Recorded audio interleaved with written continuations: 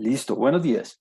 Como les venía diciendo, entonces hoy vamos a terminar de trabajar con las medidas de asociación. La vez pasada empezamos a trabajar con las variables cualitativas y decíamos que vamos a trabajar con dos variables simultáneamente, una variable X, una variable Y, una que vamos a llamar variable independiente, la X, y otra que vamos a llamar variable dependiente.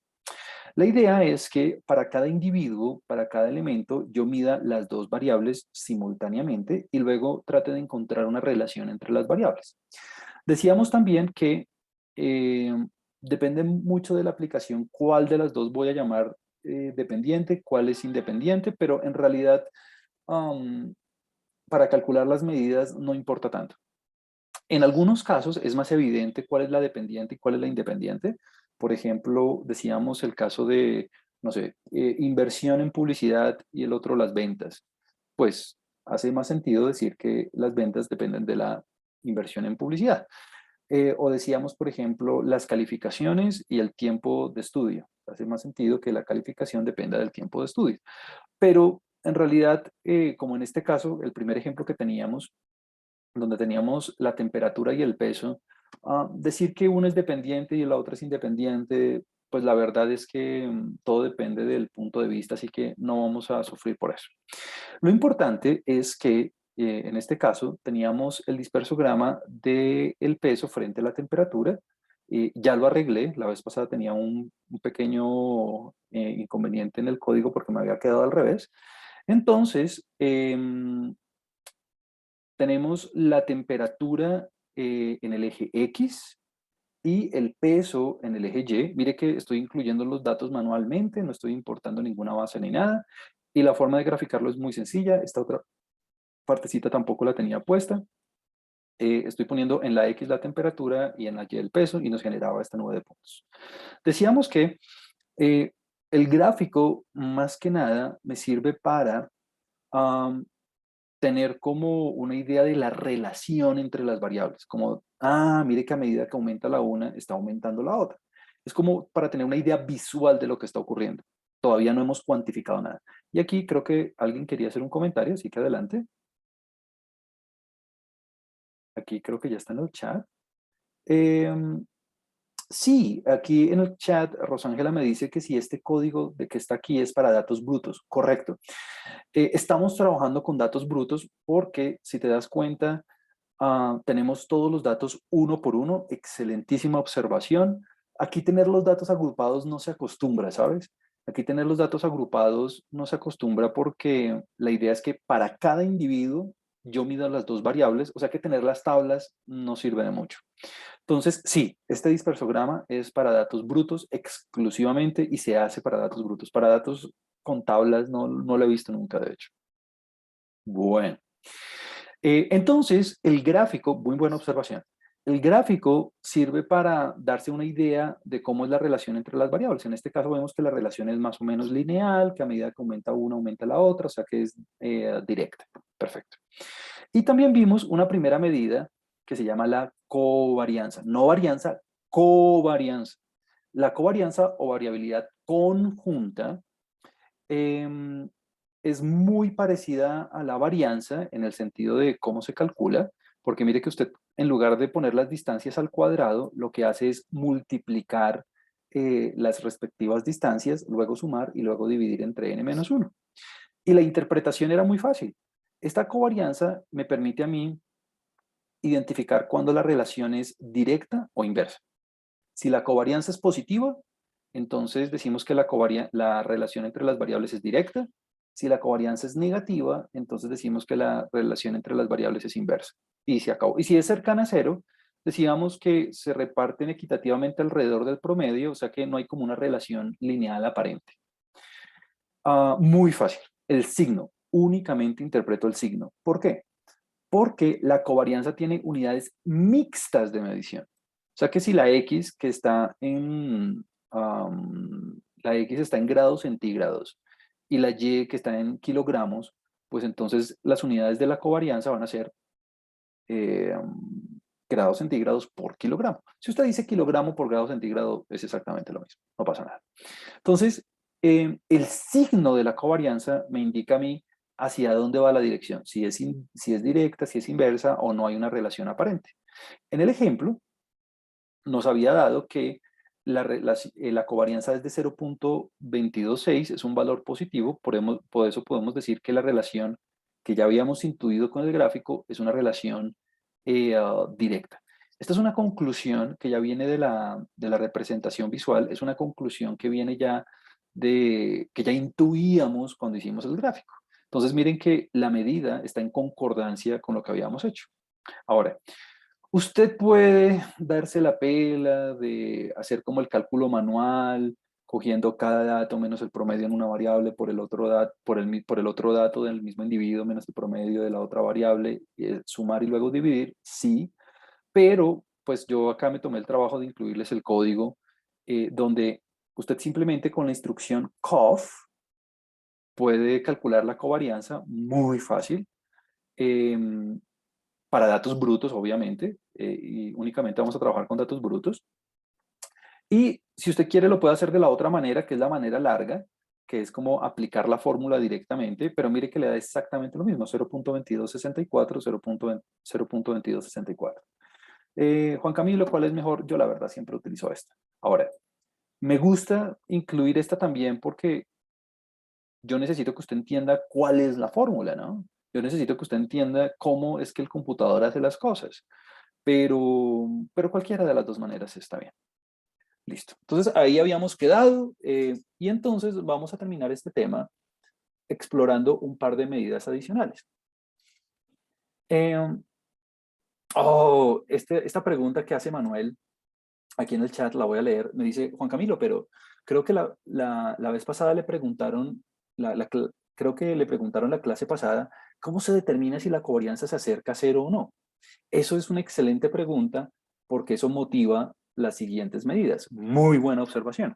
Entonces, ¿qué es cercano a cero? ¿Qué es cercano a cero? Como ese 0.226, pues alguien me puede decir, pues sí, positivo, chévere, pero es como un valor chiquitico, eso más bien es como cercano a cero, ¿no? Entonces, muy buena observación. Y entonces caemos básicamente en el mismo dilema que habíamos visto antes de, ahorita vamos a hablar de las propiedades, caemos exactamente en el mismo dilema que habíamos caído antes con la varianza. Porque, ¿qué es pequeño? ¿Qué es grande? Entonces, vamos ahí. Para eso, para responder esa pregunta que señala Emanuel, vamos a trabajar con el coeficiente de variación. El coeficiente de variación, yo lo simbolizo así con CB, coeficiente de variación, es una medida, no es el coeficiente, perdón, escribí, estaba pensando en lo que no era. Coeficiente de correlación. Coeficiente de correlación, me disculpo. Estaba pensando justo en el comentario que iba a hacer. El coeficiente de correlación es totalmente diferente, no tiene nada que ver con el coeficiente de variación. Ese es como el error típico y por eso fue que me quedó mal anotado ahorita, estaba pensando en eso. Entonces, el coeficiente de correlación yo lo voy a simbolizar con la letra R, es como el nombre típico, con la letra R, y el coeficiente de correlación es esa medida que me permite a mí responder esa pregunta que hacía Manuel, como, ¿qué es cercano a cero? ¿Cómo hago yo? Ese 0.22, ¿cómo hago para saber si es cercano a cero o no? Y entonces, digamos que caemos en el mismo reino de lo que habíamos pasado antes con la varianza o con la desviación estándar. ¿Cómo sabe que yo una desviación estándar es pequeña o grande? Por eso habíamos calculado el coeficiente de variación. Entonces, el primer comentario es, el coeficiente de correlación es diferente del coeficiente el coeficiente de correlación es diferente del coeficiente de variación. No se vaya a confundir. No se vaya a confundir. Recuerde que el coeficiente de variación es simplemente la desviación estándar sobre el promedio y todo multiplicado por 100. Y si usted quería, lo expresaba en porcentaje, por eso lo multiplicábamos por 100. Y bueno, en valor absoluto, ¿no? Listo. Esta medida me decía a mí si la variabilidad era alta, intermedia o baja. Va a pasar lo mismo con el coeficiente de correlación, precisamente por el apunte que hace Manuel. Y es, ¿Cómo hago yo para saber si esa covarianza es cercana a cero o no? Claro, la covarianza en el ejemplo anterior, nos dio 0.226. Entonces yo le dije, bueno, como esto es mayor que cero, entonces la relación es directa. Súper. Pero entonces tenemos el argumento, ¿no? Pero ¿qué es cercano a cero? ¿Qué quiere decir que sea cercano a cero? Porque cuando es cercano a cero, decíamos que no hay una relación aparente. Entonces, para eso se pone el coeficiente de correlación y se define de la siguiente manera. El coeficiente de correlación, para calcularlo, lo único que usted tiene que hacer es coger la covarianza, la voy a escribir aquí, usted coge lo que le dio la covarianza entre X y hace el truquito que habíamos hecho con el coeficiente de variación, y es dividir por una cantidad que elimine las unidades de medición, y en este caso, como tenemos unas unidades mixtas, pues lo que usted tiene que hacer es dividir por eh, el producto de las desviaciones estándar. Y si usted quiere, lo puede multiplicar por 100 y expresarlo en porcentaje. Entonces, mire, el coeficiente de correlación coge la covarianza y la divide entre el producto de las desviaciones estándar. Ya todo el mundo se dio a dar cuenta que, pues obvio, como la covarianza tiene unidades mixtas, se van a cancelar con las unidades de las respectivas desviaciones estándar. Mire que la desviación estándar de X va a estar dada en grados centígrados, la desviación estándar de Y va a estar dada en kilogramos, entonces se cancelan las unidades de medición. Y entonces me va a quedar una medida adimensional, esta es una medida que no tiene unidades, y por eso la podemos expresar en porcentaje. Es como una medida relativa, ¿no? Y hay algo muy chévere, y es que el coeficiente de correlación siempre le va a caer entre -1. El coeficiente de correlación siempre le va a caer entre -1 y 1. Entre -100 y 100%. Entonces, ¿cómo es la interpretación? Entonces vamos a ir aquí al script. Entonces, mire, cuando el coeficiente de correlación es cercano a 1, bueno, cuando el coeficiente de correlación es 1, mire que la relación entre los puntos es perfecta. Es como una línea recta perfecta. Lo mismo cuando es -1. Mire que la relación es perfecta, pero inversa. Inversa. O sea que el coeficiente de correlación hereda el signo, el coeficiente de correlación hereda el signo de la covarianza, y usted con el signo ya puede decir en qué sentido va la relación, si de para arriba o de para abajo, si es directa o es inversa. Perfecto. O sea que, y mire que a medida que va disminuyendo el coeficiente de correlación, mire en 0,8.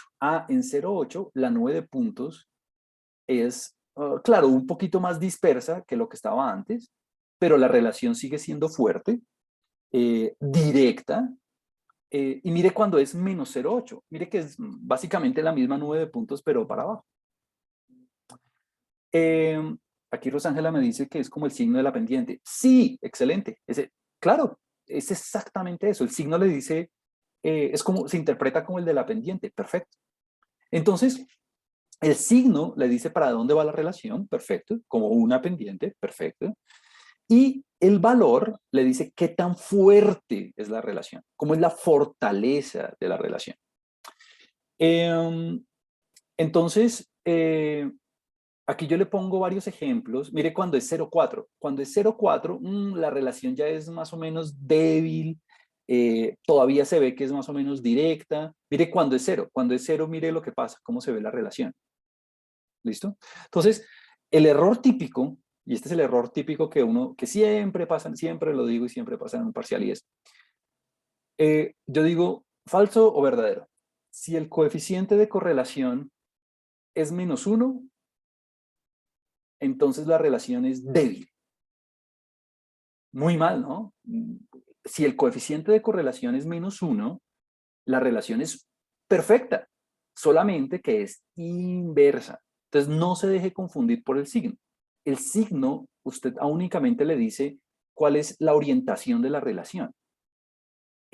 La magnitud es lo que le dice si es fuerte o débil. Entonces, -0,8 es una relación inversa pero fuerte, aparentemente fuerte. Entonces, así se interpreta el coeficiente de correlación. Ahora, aquí yo le pongo abajo otros casos donde el coeficiente de correlación es cero. El coeficiente de correlación se encarga de cuantificar la relación lineal de las variables. Lineal. Entonces, mire que aquí, por ejemplo, en este de la mitad, pues usted tiene una relación cuadrática o parabólica, pero el coeficiente de correlación es cero. Es decir, aquí los punticos están distribuidos uniformemente, pues bueno, no uniformemente, pero sí equitativamente, si se quiere, alrededor de los promedios. Pero mire que no es que no haya relación, sí hay una relación cuadrática, pero el coeficiente de correlación le da cero. Digamos acá, mire que tiene usted una relación circular, porque los punticos se reparten equitativamente alrededor de los promedios, que es como en toda la mitad, y mire que el coeficiente de correlación es cero. O sea que un coeficiente de correlación cero indica que no hay una relación, pero lineal, ¿no? Lineal. Puede haber otro tipo de relación, como por ejemplo sinoidal, o por ejemplo cuadrática, o por ejemplo circular, o bueno, pues las que usted ve aquí. ¿Listo? Y cuando los coeficientes sean 1, cuando los coeficientes sean 1, es porque la relación es perfecta. Ahora, hay un caso muy patológico, que es el caso de la línea horizontal. Ahí el coeficiente de correlación no está definido porque la desviación estándar es cero para una de las variables. Para la variable en el eje Y, la desviación es cero. Entonces, ahí no está definido el coeficiente de correlación, daría como infinito. Pero bueno, pues digamos que usted ya ahí con este dibujito entiende la idea. Ahora, listo, Juan Camilo, ya entiendo que el coeficiente de correlación está entre -1 y 1, todo está perfecto, súper, pero entonces, ¿cuáles son los rangos? Ah, pues mire, aquí están los rangos. Si el coeficiente es igual a 1, entonces la relación es perfecta. La relación es perfecta y usted ya sabe cómo luce. Pues puede ser creciente o decreciente, pero bueno. Si está entre 90 y 100%, vamos a decir que es fuerte. Si está entre 70 y 90%, vamos a decir que es moderada. Si está entre 50 y 70%, vamos a decir que es aceptable. Y si está entre 0 y 50%, vamos a decir que es reducida. ¿Listo? Juan Camilo, yo en lugar de estos valores de dónde salieron, estas cotas de dónde salieron, yo podría decir, por ejemplo, no sé, que entre 85 y 100% es fuerte. Sí, esto es como una división arbitraria. Yo elegí el 90%, 70% y 50%, pero si usted quiere poner, no sé, la cota en 45%, pues no pasa nada. Digamos que la interpretación es de alguna manera subjetiva, pero yo utilizo como que esta división para, para hacer la interpretación. Es un poco lo que pasaba con el coeficiente de variación, ¿no? Decíamos que entre 0 y 5% la variabilidad era baja, entre 5 y 15% moderada y de 15 en adelante alta. Pero alguien puede decir, ¿pero por qué 15 y no 17%, por ejemplo? ¿O por qué no 5 y no 8%? Sí, tiene toda la razón. Es una división como arbitraria que depende mucho del analista y del profesional, pero pues esta es la que más se utiliza, esta es la que tengo en mi libro, entonces esta es como la que yo recomiendo. Em, Así uno sabe, Emanuel, cuando la relación es cercana a cero o no. Ahora, en el ejemplo que veníamos trabajando, pues da muy fácil. En el ejemplo que veníamos trabajando, de verdad que es muy sencillo, porque, mire, la covarianza ya la teníamos. Nos había dado 0.226. Súper. ¿Cómo se calcula el coeficiente de correlación? Ah, pues lo único que usted tiene que hacer es dividir por el producto de las desviaciones estándar. ¿De dónde salen las desviaciones estándar? Ah, pues fácil, en R es muy fácil. Usted puede utilizar la instrucción SD, ¿no? Recuerde que es la raíz de la varianza. Entonces, en un caso, para la temperatura me da de 0.33 y para el peso me da de 0.72. Súper. Y entonces al hacer el producto, mire, me da el 92%. 92. O sea que la relación entre la temperatura y el peso en este caso es directa. Ah, bueno, ya lo intuíamos por la covarianza, ya lo intuíamos por el gráfico. ¿Y fuerte o débil? Entonces aquí alguien me puede decir, no, pues débil, ¿no? porque mire, 0.9, eso es muy, muy chiquito. Ah, no, pero es que esto es muy cercano a 1. O sea que tenemos una relación fuerte, ¿no? Hay una relación muy fuerte entre las dos variables, porque el coeficiente de correlación es del 92%, y directa porque el signo es positivo. ¿Qué pasa si hubiera sido menos 0.92? Menos 0.92. Error típico decir, no, la relación es débil porque me dio negativa. Muy mal, ¿no? Decimos que la relación es fuerte, pero inversa. Fuerte, pero inversa. Exacto, Brian. Perfecto. Fuerte e inversa. Muy bien, muy bien. Esa es la idea. Ahora, en R, lo mismo que en Python también, lo mismo que en Excel también hay una instrucción para calcularlo. Existe la función core, ¿no? Entonces usted pone la temperatura, el peso y le da aquí, 92%. O usted lo puede hacer directamente, cogiendo la covarianza, divide el producto de las desviaciones estándar y le da lo mismo. Ahí está. Cualquiera de las dos formas está perfecta. La idea es que usted utilice el software para hacerlo, que nunca lo haga mal. Ahora, la covarianza y, bueno, tanto la covarianza como el coeficiente de correlación tienen unas propiedades, ¿no? Que estas son las que están aquí. Pero son propiedades muy naturales. Permítame, se las muestro. Las propiedades del coeficiente de la covarianza son propiedades muy sencillas de entender. Y las vamos a discutir un poco para que usted vea cómo funcionan. Y es la primera. La covarianza entre X y Y es la misma covarianza entre Y y X. Obvio, pues la variabilidad conjunta entre la variable peso y la variable temperatura es la misma que entre temperatura y peso. Por eso yo le decía que no importa tanto que ponga usted como dependiente o independiente, en últimas va a dar lo mismo. Es decir, si usted pone la covarianza, entre X y Y, le da lo mismo que la covarianza entre Y y X. Y hágalo en R y verá que le va a dar el mismo numerito. Por lo tanto, la correlación entre X y Y es exactamente la misma correlación que entre Y y X. Pues obvio, si la relación entre el peso y la temperatura es fuerte, pues la relación entre el peso y la temperatura pues va a ser pues igual de fuerte. O sea, no va a cambiar el número, no va a cambiar el número. Y lo invito a que lo experimenten. Ahora, la variabilidad conjunta, la covarianza, entre una variable y sigo misma, pues es la misma varianza. Es exactamente la misma varianza. Obvio, es exactamente la misma varianza. ¿Por qué? Porque en la fórmula, si usted la recuerda, está aquí, pues usted tendría que reemplazar la y por la misma x. Entonces, al reemplazar la y por la misma x, le va a quedar xy menos x barra todo al cuadrado. Entonces, pues ahí está la misma varianza. Perfecto. La variabilidad conjunta entre una variable y sí misma es la varianza. Perfecto. Aquí viene otra propiedad que es como cuando tenemos transformaciones lineales de las variables. Y la propiedad es así, miren. Supongamos que, permítame, se la escribo aquí rapidísimo. Usted tiene dos variables originales. Las variables originales, es decir, las variables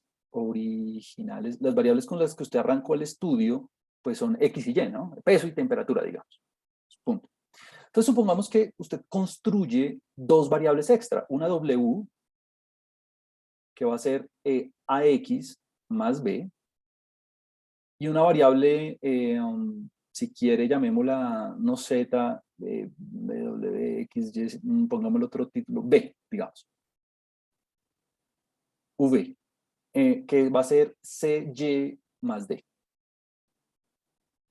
Uy, y donde obviamente A, B, C y D son constantes. ¿Qué quiere decir esto? Supongamos que obviamente la X para nosotros era la temperatura y la Y era el peso. Entonces, por algún motivo hubo alguna desincronización o nos dimos cuenta que los instrumentos de medición no estaban calibrados. Entonces, por ejemplo, el A podría ser, no sé, 1.03 y el B podría ser 2.1. ¿Qué quiere decir esto?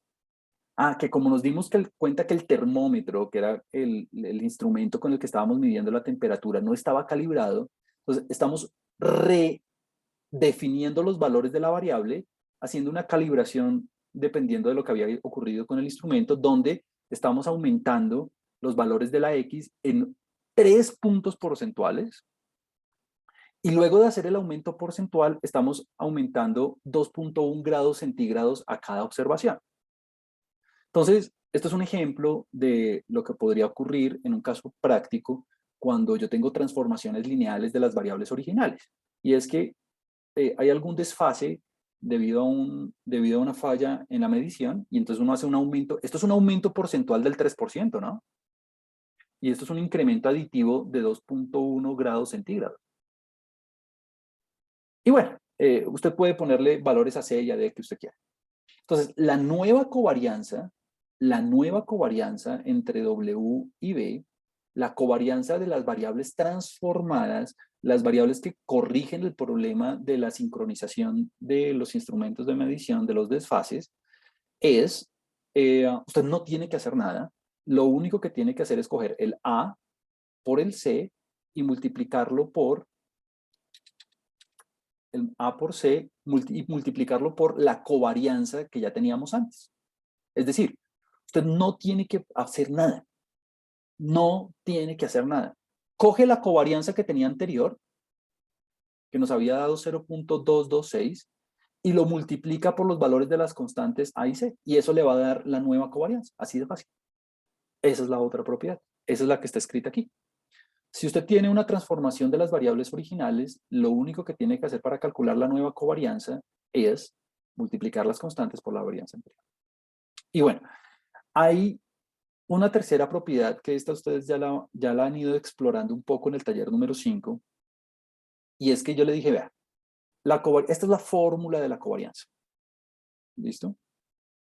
Si alguien se pone a resolver los productos, entonces el primero por el primero, menos el primero por el segundo, menos el segundo por el primero, más el primero por el segundo, si se pone a hacer todos esos productos, va a llegar a esta expresión. Es decir, para calcular la covarianza, usted puede utilizar la fórmula original o bien puede utilizar esta otra fórmula. Es exactamente lo mismo que nos pasaba con la varianza. Recuerde que con la varianza, la expresión que teníamos era la siguiente. La varianza de X, usted la puede calcular, obvio, como 1 sobre n menos 1 por la varianza, por la sumatoria de las distancias al cuadrado respecto al promedio, obvio. Pero lo que yo le venía diciendo es que, claro, si usted y esto lo hicimos la clase pasada, ¿no? Si usted se pone a resolver el binomio, que el primero al cuadrado menos 2 es el primero por el segundo más el segundo al cuadrado, hace las operaciones aritméticas, bla, bla, bla, demostramos la vez pasada que esto nos daba pues la sumatoria de todos los valores al cuadrado menos, perdón, así, al cuadrado, menos n veces el promedio al cuadrado. Y en el taller 5, pues ustedes aplicaron esta igualdad. ¿Por qué? O le doy los datos brutos si usted hace la cuenta, o coge usted la sumatoria y le resta n veces el promedio al cuadrado. Entonces lo mismo aquí, solamente que obviamente tiene que aparecer la y, ¿no? Por eso es que cuando usted reemplaza la y por la x, le queda la misma varianza, obvio. Y por último, esta es una propiedad que es, pues no es difícil de demostrar, de verdad es fácil, solamente que el álgebra es cansona. Y es que la varianza de una suma es la suma de las varianzas más 2 veces la covarianza. Punto. Supongamos que usted tiene las ventas de dos locales. El local 1 es en X, el local 2 es en Y. La variabilidad de la suma, la variabilidad de las ventas totales es, coja la varianza del primer local más la varianza del segundo local más 2 veces la covarianza. No hemos hecho la demostración, pero pues esa es la fórmula. Es decir, y se lo escribo aquí con todo el rigor del asunto. El promedio de la suma de las ventas, o sea, el promedio de la venta total, sí es la media del primero más la media del segundo. O sea, con el promedio sí funciona bien. Simplemente sume. Ahora, si yo le pido la variabilidad de la suma, dígame cuánto es la variabilidad de la suma de las ventas totales, digamos, de los dos locales. El error típico es, fácil, Juan Camilo, la varianza de X más la varianza de Y. Y no tengo que hacer nada más. No, no, no, no, no, no, no, no, no, no. No, no, no, no, no, no. Diferente. La varianza total, la varianza de la venta total, si usted coge los ingresos del primer local y del segundo local, es la suma de las varianzas más la parte de la covarianza. Nunca se le olvide sumar las dos cosas. Eh, oh, eh, Juan Camilo, Julián, perdón, Julián Camilo hace una buena observación. Él me dice, eh, creo que se entiende la propiedad, creo que Julián entiende la propiedad porque no me está preguntando acerca de la propiedad, pero me está preguntando cuáles son las variables conmensurables. ¿Qué quiere decir conmensurables? Las variables conmensurables son las variables que tiene sentido sumar porque tienen las mismas unidades de medición. Entonces, por ejemplo, yo cojo las ventas que están en miles de pesos, por ejemplo, del primer local y le sumo las ventas que también están en miles de pesos del segundo local. Entonces, mire que son variables conmensurables porque tienen las mismas unidades de medición. O sea, tiene sentido sumarlas. O sea, estoy sumando naranjas con naranjas, no estoy sumando naranjas con peras, pues. Yo me acuerdo, digamos, cuando yo estaba en el pregrado, se me olvidaba mucho qué significaban conmensurables, pues porque no es una palabra del común. Ya después, en inglés, medición, measure, es como muy similar, entonces ahí me acuerdo más. Bueno, aquí hay un ejemplo como ilustrando estas propiedades, básicamente con lo que yo le decía del B y de la W. Y es un ejemplo donde usted tiene dos variables, una que es la producción, una que son los costos de producción y otra que son las utilidades. Esto es un ejemplo muy orientado a la economía. Entonces, sabemos que la variabilidad conjunta de esas dos variables, que son los costos y las utilidades, es de 5.61. ¿Listo? Ahora, no le estoy diciendo las unidades de medición, pero muy seguramente, si estamos trabajando con costos, esto puede ser, por ejemplo, en pesos o en dólares, y lo mismo las utilidades, en pesos o en dólares. Entonces, este 5.61 sería pesos por pesos, por ejemplo, o dólares por dólares, o sea, dólares al cuadrado. ¿Listo? Porque tenemos exactamente la misma unidad de medida en ambas variables. Entonces, en el contexto de este problema, se está implementando una política para mejorar la calidad de los productos, obviamente. Entonces, los costos van a disminuir 1%, los costos van a disminuir 1%, y las unidades van a aumentar, las utilidades van a aumentar 5%. Entonces, mire que estamos en un contexto igualito al anterior, solamente que ya no tenemos como calibración de instrumentos de medición, sino tenemos una modificación de las variables originales. Entonces, como los costos disminuyen 1%, pues eso es coger los costos originales y multiplicarlos por 0.99. O sea, la nueva variable de costos, que yo aquí la llamo B, la nueva variable de costos, que aquí yo llamo B, es 0.99 por la variable original. No 0.01, no. 0.99. Cojo la variable original y le resto el 1%. Y la variable W, que sería la de las utilidades, es pues lo que me habían dado las utilidades más el 5% de las utilidades. Eso le da 1.05. Punto. Se acabó. Entonces, ¿cuál es la nueva covarianza? La nueva covarianza, la nueva variabilidad conjunta, pues usted no tiene que hacer nada. Coja las constantes y multiplíquelas por lo que le había dado la covarianza original. Y eso le da 5.8. Ahora, ya con este 5.8, usted ya puede calcular el coeficiente de correlación si tuviera las desviaciones estándar, ¿no? Juan Camilo, pero en este ejemplo, ¿cómo así? ¿Dónde está el B? ¿Dónde está el D? No están. Sí, no están. Valen 0. Entonces aquí si quiere súmele 0 y aquí si quiere súmele 0. No pasa nada. Igual en la fórmula no intervienen, pues. Listo. Y esto, de alguna forma, bueno, hay unas características adicionales, pero ya se las menciono. De esto ya de alguna forma cierra nuestra discusión de medidas de asociación para variables cuanti.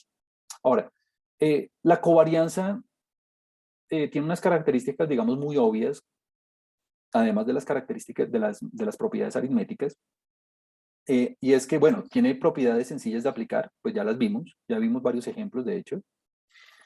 Es sensible a valores atípicos, igual que el promedio. ¿Por qué? Porque se basa en el promedio, ¿no?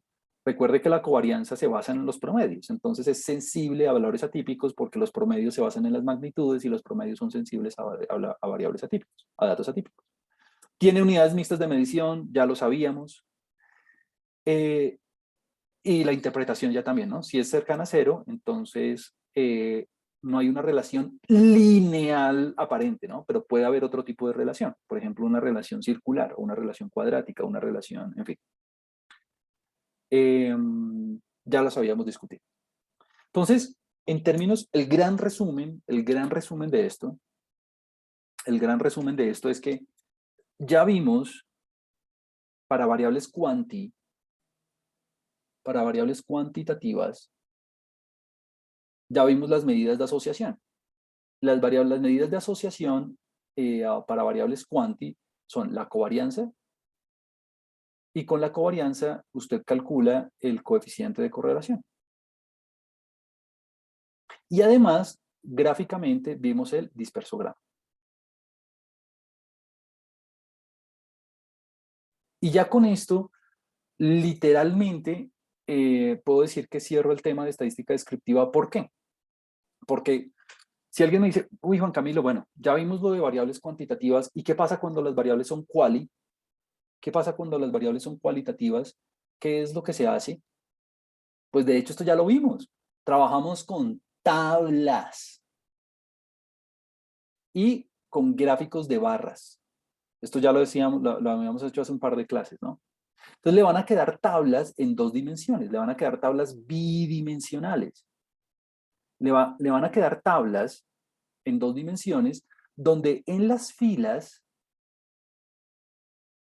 usted ponga las categorías de la primera variable. Digamos aquí, la primera categoría de la X, la segunda categoría de la X, la tercera categoría de la X, la cuarta categoría de la X. Por ejemplo, puede ser nivel educativo. Y en las columnas, usted pone las categorías de la Y. Entonces, primera categoría de la Y, segunda categoría de la Y, tercera categoría de la Y. Pongámosle 3 categorías a la Y nomás. Y además, veíamos la vez pasada que usted agrega los totales, ¿no? Es muy importante agregar el total. Cuando vimos nuestro ejemplo con la encuesta EBIT, la de innovación, lo habíamos visto. Entonces, este es un caso donde tengo donde tengo 4 categorías en la primera variable, puede ser nivel educativo, bachillerato, pregrado, maestría y doctorado. Entonces, bachillerato, pregrado, maestría y doctorado. Y aquí puede ser la variable opinión, puede ser a favor, en contra y no sabe, no responde. Aquí tenemos 3 categorías. Y aquí lo importante es que usted aprenda a calcular los porcentajes. Claro, usted puede repletar esta tabla de frecuencias absolutas, pero la verdad es que lo que se hace usualmente es calcular las frecuencias relativas, o sea, dividir por el total de la muestra de general. Entonces veamos un ejemplo muy rápidamente para que usted lo vea funcionando. La verdad a mí no me gusta gastar mucho tiempo en eso porque es que tiene mucho sentido común. Aquí está. Permítame, se lo muestro. Aquí está, mira. Este es un ejemplo en el que yo tengo 2 variables. La variable X es sexo y la variable Y es el nivel educativo. Entonces tengo hombre y mujer, obviamente, esta es la primera. Si usted quiere poner mujer o hombre, pues es lo mismo, ¿no? Porque es una variable medida en escala nominal. Y el nivel educativo, esta sí toca escribirla en este orden porque es una escala ordinal, entonces es bueno ponerla de forma ascendente, bachillerato, pregrado y bachillerato, pregrado y posgrado. Entonces, aquí tenemos la tabla de resumen, teniendo en cuenta las frecuencias relativas, Y pues usted se da cuenta, pues es que es muy, muy obvio, ¿no? Por ejemplo, este 8.7%, ¿qué quiere decir? Quiere decir que el 8.7% de todos los individuos en la muestra son hombres y tenían bachillerato. Pues ¿por qué? Porque está en la intersección de las dos categorías. Bueno, y así con las demás, ¿no? Es que me da esta pena de pronto decir estas cosas, pues porque es que son muy obvias. Ah, ¿qué quería decir este 54%? Pues si está en el total, pues quiere decir que el 54% de todos los individuos en la muestra, pues son hombres. ¿Qué quiere decir este 34.8? Pues este 34.8 quiere decir que de todos los individuos en la muestra, el 34.8 tienen bachillerato, son bachilleres. O sea que fíjese que a partir de las frecuencias relativas conjuntas, o sea, que están aquí en la mitad, usted puede obtener las marginales, ¿no? ¿Cómo obtiene las marginales? Pues sumando. Pues, ¿de dónde sale este 54? Pues sume los de bachillerato, más los de pregrado, más los de posgrado. Ah, ¿que de dónde sale este 34? Pues sume los hombres con las mujeres. Se acabó. Es decir, aquí hay una pregunta de Saray acerca del código. Ya la revisamos, Saray. Entonces, mi gran observación es, no se afane, o sea, esto ya lo habíamos visto en el ejemplo de la EDIT, que habíamos visto, si usted se acuerda, que si las empresas tenían departamento de innovación y desarrollo, y si tenían disminución de pago de impuestos o no. Pero entonces la interpretación es tonta. Ahora, en términos del código, quiero hacer aquí un par de aclaraciones. La primera es, mire, los datos, vamos a ver si aquí tengo los datos. Mire los datos. Yo los datos se los doy así con las frecuencias brutas. O sea, con las frecuencias absolutas, conteos. El tamaño de la muestra es 46. El tamaño de la muestra es 46. La cantidad de hombres es 25. La cantidad de mujeres es 21. La cantidad de bachilleres 16, la de pregrado 16 y la de posgrado 14. Ahora, sí, estas son las frecuencias absolutas, es el número de individuos en la muestra en cada una de las categorías. Hay 4 personas que son hombres y tienen bachillerato. Entonces, no se deje, digamos, confundir un poco por la notación. ¿En qué sentido? En que K igual a 2. Pues sí, el número de filas es 2, ¿no? Hombre y mujer. P igual a 3. Sí, hay 3 columnas, ¿no? Bachillerato, pregrado y posgrado. N1 punto. Uy, ¿cómo así N1 punto? Ah, pues N1 punto quiere decir que usted se ubicó en la primera fila y sumó todas las columnas. Por eso aparece un puntico aquí. N2 punto, 21. Ah, pues claro, usted se ubicó en la segunda fila y sumó todas las columnas, le da 21. N.1. Ah, se ubicó en la primera columna y sumó las 2 filas. Por eso es que el punto aparece primero. Bueno, y así sucesivamente. ¿Cuál es el tamaño de la muestra global? 46. Entonces, es sentido común, o sea, usted no tiene que digamos, hacer ninguna teoría ni nada de eso, pues para entender una tabla de esto. Ahora, las frecuencias relativas usted las hace dividiendo todos los valores entre 46. O sea, yo cojo el 4 lo divido entre 46, el 9 entre 46, el 12 entre 46, el 25 entre 46 y usted obtiene la tabla que estábamos viendo ahorita. Obviamente después de haber multiplicado por 6, por 100, perdón. Listo. Ahora, en términos del código, pues la verdad es que no hay mucho que decir en el sentido que lo único que hice fue pegar los valores de la tabla por filas. Eso significa rbind. Rbind, esta R quiere decir row, ¿no? Row es fila. Row, bind. Y bind quiere decir pegar, ¿no? Entonces vamos a pegar por filas. Vamos a pegar estas dos. ¿Cuáles 2 filas? Ah, pues mire. 4, 9, 12. 4, 9, 12, 12, 7, 5. Perdón, 12, 7, 2. 4, 9, 12, 12, 7, 2. O sea, estoy pegando la primera fila con la segunda fila. Y bueno, le pongo los títulos a la tabla, qué hombre, qué mujer, qué bachillerato, qué pregrado, qué posgrado. Agrego los totales, esta función ya la habíamos visto, add margins, ya la habíamos visto. Le pone los totales en cada una de las columnas y luego calcule las frecuencias relativas. Entonces, ¿cómo se hace?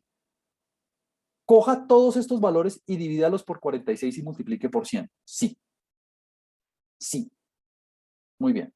Hay otra manera, hay otra instrucción, de pronto, si usted le da, esa es la manera más fácil, dividir todo esto por 46. O sea, usted coge esto, esta tabla y la divide entre 46. Pero digamos que en términos de código hay una instrucción muy bonita que se llama así, prop table. Ese prop viene de proportion, ¿no? De proporción, y le calcula los porcentajes de una. Entonces, una vez usted calcula los porcentajes, lo único que tiene que hacer es agregar los totales. Y ahí están, y aquí está la tabla. Listo. Ahora, finalizo con este comentario. Y es, ahora sí, si usted, antes de ir con el otro, con el comentario es, esta es la forma en que yo le propongo hacerlo en R, ¿no? Si usted quiere hacerlo en Excel, hágale, es decir, es como usted se sienta más cómodo, ¿no? Y mi siguiente comentario es, mire, aquí estos porcentajes, yo los calculé respecto al 46. O sea, yo cogí todos los numeritos de la tabla y lo dividí entre 46. Por eso el punto de referencia era el 100% de la muestra, era el 46, el 100%. Pero alguien me puede decir, chévere, pero yo podría haber hecho los totales respecto a las filas, por ejemplo. ¿Cómo así? Pues eso es lo que se llama los perfiles o las distribuciones condicionadas. Los perfiles o las distribuciones condicionadas no es más que, permítame se lo muestro aquí en el ejemplo, calcular los porcentajes respecto a las filas.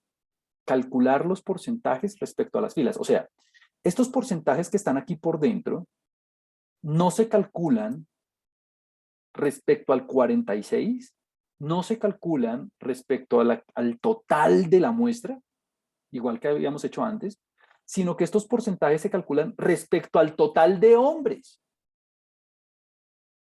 Y estos de aquí se calculan respecto al total, pero de mujeres.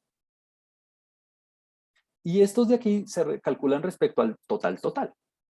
¿Cómo así, Juan Camilo? Pues fácil, mire la tabla. ¿Qué le dije yo? Yo le dije, para sacar los porcentajes, cójalo todo, 4, 9, 12, 25, 12, 7, 2, 21, 16, y todo divídalo entre 46. ¿Por qué? Porque 46 es mi 100%. Y luego multiplique por 100. Entonces, cuando yo cojo todos los valorcitos y los divido entre 46, pues estoy diciendo, mi punto de referencia es el total de la muestra y mi interpretación la hago respecto al total de la muestra. Es decir, del total de individuos en la muestra, el 8% son hombres y tienen bachillerato. Bueno, usted ve el 100% aquí. Pero ahora no. Pero ahora no. Ahora se calculan los porcentajes respecto a lo que ocurre dentro de cada sexo, por ejemplo. Entonces, eso permite hacer una comparación del nivel educativo por sexo. ¿Me explico? Entonces, ya no vamos a calcular los porcentajes respecto al 46, sino voy a coger este 4, voy a coger este 9 y este 12 y todo dividirlo entre 25. Y lo mismo, este 12, este 7 y este 2 lo divido entre 21. O sea, cada categoría la comparo respecto a el total de individuos en su categoría, no respecto al total, no, en su categoría. Entonces, ¿qué me permite esto? Esto me permite comparar el sexo, me permite comparar los hombres y las mujeres en función del nivel educativo. Entonces, veámoslo. Aquí está en el ejemplo. Entonces, miren. Los 100% ya aparecen es en las filas, obvio, porque mi punto de comparación ya no es el 46, sino es el total de la fila correspondiente. Entonces, ¿cómo se interpreta este 16%? Entonces, número uno, mire que ya no aparece 8, aparece 16. Del total de mujeres, del total de hombres, el 16% tienen bachillerato. De todos los hombres, el 16% son bachilleres. De todos los hombres, porque aquí está el 100%, el 16% son bachilleres. ¿Cómo se interpreta este 57? De todas las mujeres, el 57% son bachilleres. Muy diferente a lo que habíamos hecho antes, ¿no? Aquí. Del total de la muestra, porque mire que el 100% está aquí, el 8%, bueno, el 9%, casi, son hombres y tienen bachillerato. Y tienen bachillerato. ¿Por qué? Porque mi punto de referencia es el total de la muestra. Entonces, cuando yo calculo los perfiles fila, porque ahora los totales están en las filas, lo que yo puedo hacer es comparar los hombres y las mujeres en función del nivel educativo. Muy sencillo. Juan Camilo, si usted hace las filas, ¿puede hacer las columnas? Claro. Ahora ya no divido respecto al total de las filas, sino divido respecto al total de las columnas. Entonces, ¿qué quiere decir eso? Pues muy sencillo. Que, por ejemplo, este 25. Del total de bachilleres, el 25% son hombres. Muy diferente al de este 16, ¿no? Del total de hombres, el 16% son bachilleres. Mientras que este 25 es del total de bachilleres, el 25 son hombres. Totalmente diferente, ¿no? Entonces, bueno, pero ¿qué tanto complique? ¿Que por qué filas? ¿Que por qué columnas? Pues porque yo puedo hacer comparaciones en el sentido que yo quiera. Aquí, en las filas, yo estoy comparando el sexo en función del nivel educativo. Mientras que aquí en las columnas estoy comparando los niveles educativos en función del sexo. Y la verdad es que de pronto a veces a las personas se confunden un poco, que como que el 100 aquí, que el 100 debajo, que. Entonces yo usualmente presento un gráfico. Mire, barras, un diagrama de barras. ¿Se acuerda? Bar plot, barras. En Excel eso se llaman barras apiladas, así se llaman en Excel, barras apiladas. En R se llama bar plot.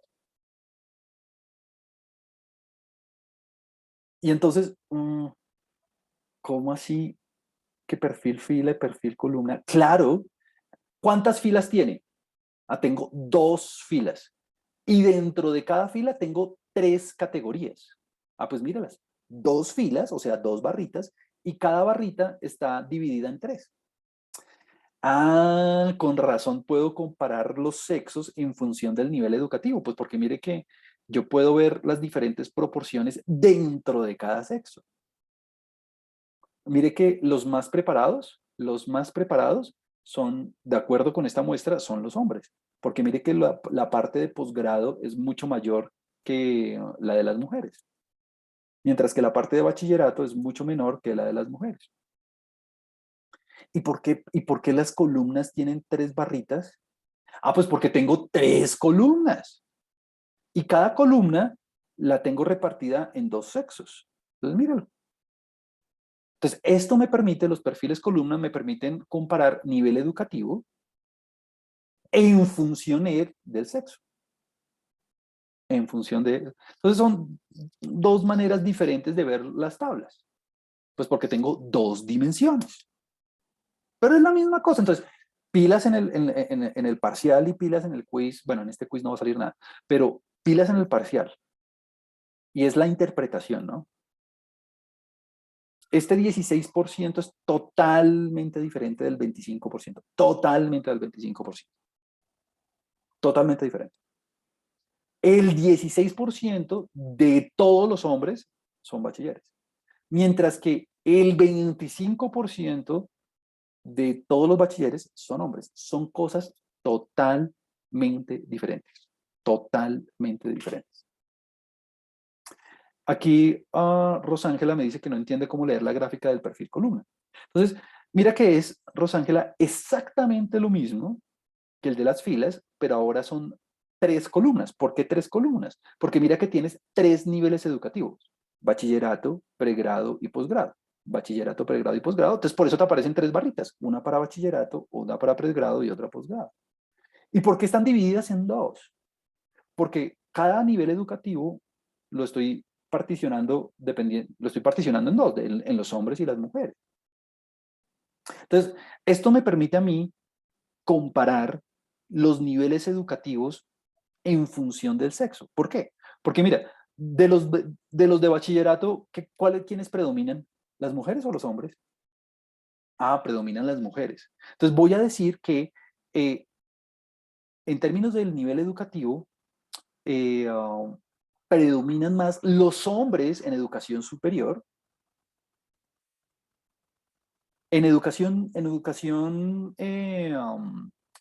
Perdón, sí, en educación superior, en términos de posgrado, predominan los hombres, porque tú ves aquí que la mayor proporción es la oscura, la que corresponden a los hombres.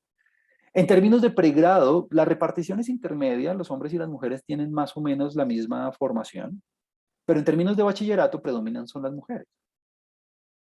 Entonces esto me permite a mí, claro, Juan Camilo, usted puede mostrar la tabla y ya, y ahí se ven los números. Sí, pero yo la verdad siempre en todas mis consultorías, en todos mis trabajos, en todas mis investigaciones, siempre presento las tablas y abajito presento los gráficos. ¿Por qué? Porque es que algunas personas, así sean profesionales, les queda difícil entender la tabla solita. Entonces es bueno siempre poner las dos cosas. Sí, Ángela, lo puedes decir así, donde empieza uno, termina el otro, sí.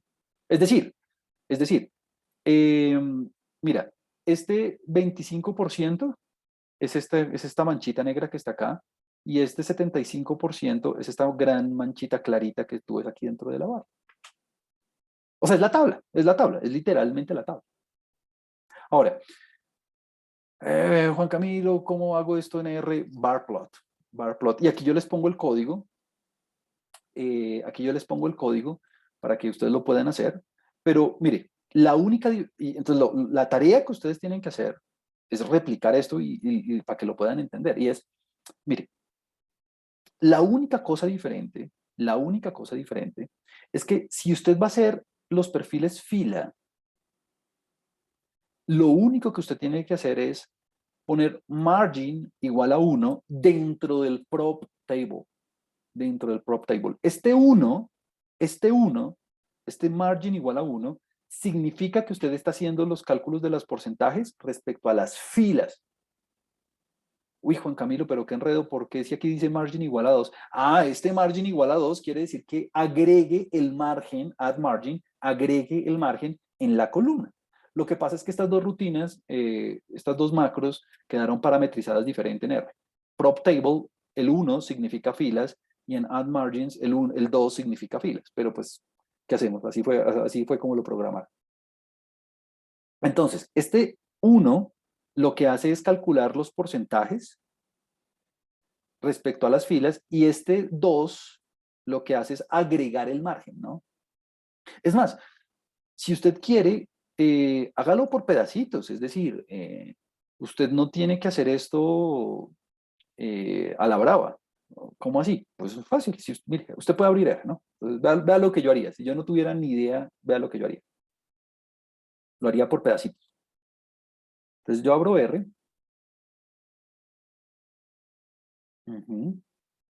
Entonces, bueno, no le pongo cuidado a eso. Voy a abrir un script nuevo. Yo sé que no se ve nada. Ya le voy a dar un poquito de zoom. Permítame, aquí agrego un script nuevo. Voy a darle zoom a esto. Entonces, mire lo que yo haría. Aquí ya se debe ver un poco mejor. Listo. Vea lo que yo haría.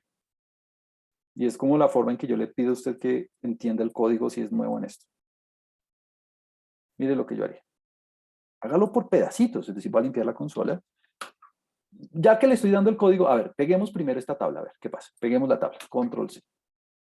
Peguemos la tabla, peguémosla aquí en el script. Ah, en el script, no en la consola, en el script, listo. Y ejecutémosla. Pum, listo. ¿Qué pasa? Ah, bueno, escribamos tabla, a ver qué fue lo que pasó. Ah, bueno, aquí me creó la tabla. 4, 12, 9, 7, 12, 2. Listo. Estos son los datos. Ah, bueno, ok. Sigamos. Ah, esto el row names. Ah, bueno, los nombres. Ah, bueno, pongamos los nombres a ver qué sucede. Copiar, pegar. Ah, pero los voy a pegar aquí en la... Y ejecutémoslos. Vamos a ver, ejecutemos los nombres. A ver qué pasa. Ejecutemos los nombres. A ver si ocurre algo raro. Entonces pongamos tabla nuevamente, aquí en la consola. Ya que corrí los nombres, listo, ya se ve bonito los nombres. Listo, súper. Ahora, sigamos, perfiles fila. Ahora perfiles fila. Cojamos simplemente el prop table, lo que está aquí adentro. Únicamente esta partecita que está adentro antes del margin, ¿no? Antes del margin. Copiar y pegar. Únicamente esa partecita, a ver qué sucede. Y la voy a correr. Y la voy a correr aquí.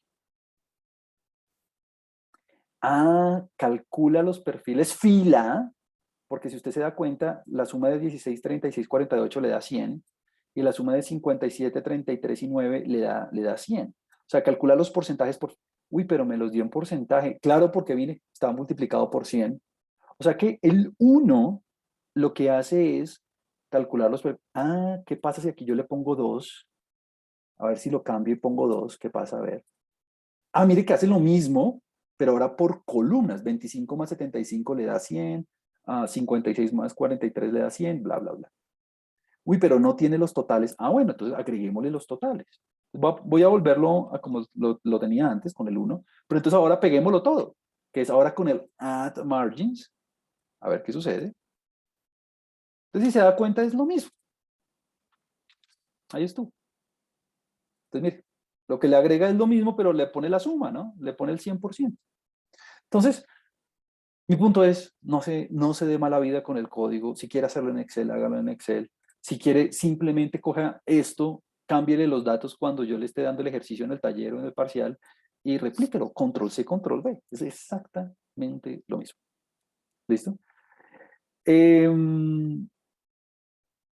Entonces, claro, yo aquí, y cierro con este comentario, yo aquí en el script, yo le pongo como que toda la teoría y toda la notación y que el h de las frecuencias relativas y que dividir por el perfil, por el total de la fila o dividir por el total de la columna, sí, yo sé, pero la verdad es que todo eso se refleja en una tabla. Esa es la pura verdad. Todo termina siendo una tabla.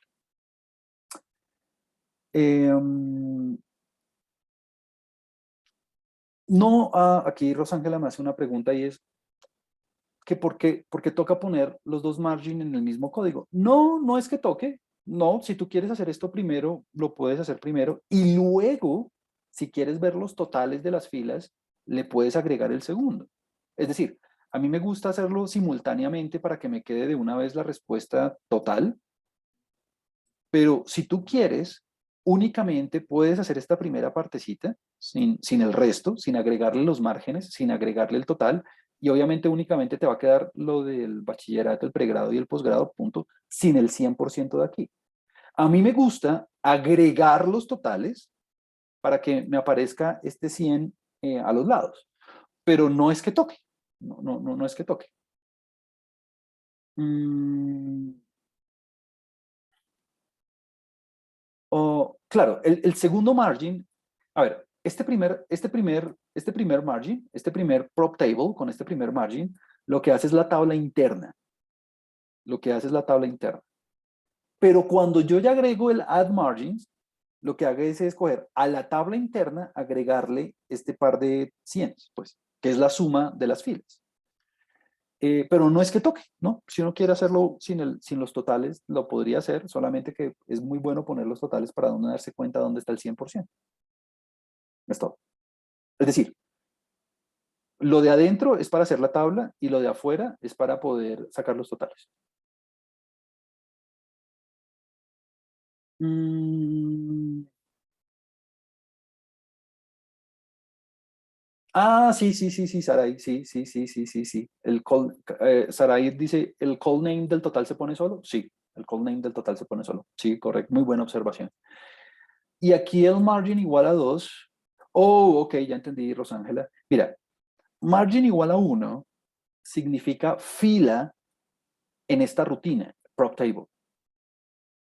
Resulta que los que programaron add margins pusieron el 2 para las filas. Es decir, margin igual a 1 significa filas en prop table y margin igual a 2 significa filas en margins. Es decir, eso fue como una discordancia que hubo entre los programadores porque le pusieron números diferentes a la misma cosa. O sea, margin igual a 1 significa fila en prop table, pero margin igual a 2 significa fila, pero en el margin. ¿Cómo sabe eso, Juan Camilo? Leí el manual y ya. Es todo. Y también experimentando, ¿no? Experimenten un poquito. Póngale aquí 1 a ver qué pasa. Póngale aquí 2 a ver qué pasa. Súper. Bueno, nada. Yo creo que esto cierra nuestro capítulo completo de asociación entre variables. Ya vimos tanto quali como quanti. Vimos las tablas, pues que de hecho ya las habíamos visto antes, solamente que ahora vimos un par de ejemplos. Vimos el coeficiente de correlación, la covarianza y demás. Y ya la próxima sesión, el próximo martes, arranco el tema de probabilidad. Ya cerramos estadística descriptiva, el próximo martes arrancamos probabilidad. El próximo jueves viene el parcial. Entonces no hay clase, simplemente se conectan a Moodle de una.